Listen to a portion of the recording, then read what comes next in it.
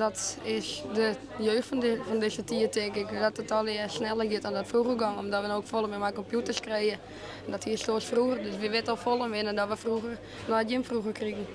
Dat is een statement van een van de leerlingen van het gloednijenvak TNT. Wat staat voor technologie en toepassing. Het wordt doen aan leerlingen van het VO Singeland in Surhuisterveen.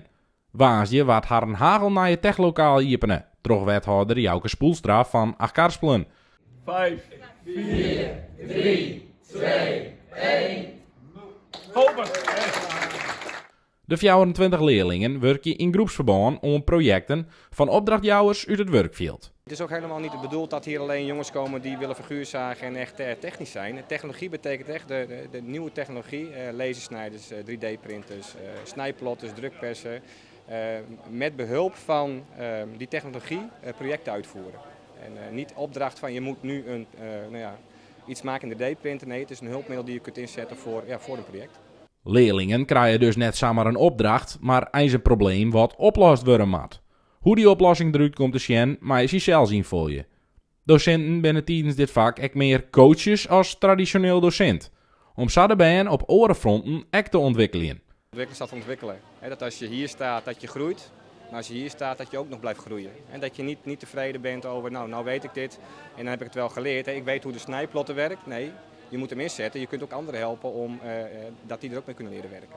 Gearworking is bij TNT dus tegenwichtig. Daarnaast hoef je net bevast gek te wijzen van techniek om dit keuzevak te volgen. Nou, ik ben er zelf net heel wat van. Ik zit nog maar 2 jonkjes en nog een famke in een groepje. En nou ja, het is een beetje splits, maar dus hun door wat met de apparaten en dan nog weer wat meer de creatieve dingen. In de Arone weken hebben de leerlingen van het VO Singeland dus al een soort ondervinding opdienen. Maar wat vindt Danny ontnota het mooiste? Ik denk de apparaat, dus lasersnijder en zo. En wat vind je daar dan leuk aan? Maar dat is wat nieuws als een nooit dien. En ja, wat bijzonder om te zien was mij in je laser eigenlijk al je de wankjes op een stukje hout en zo.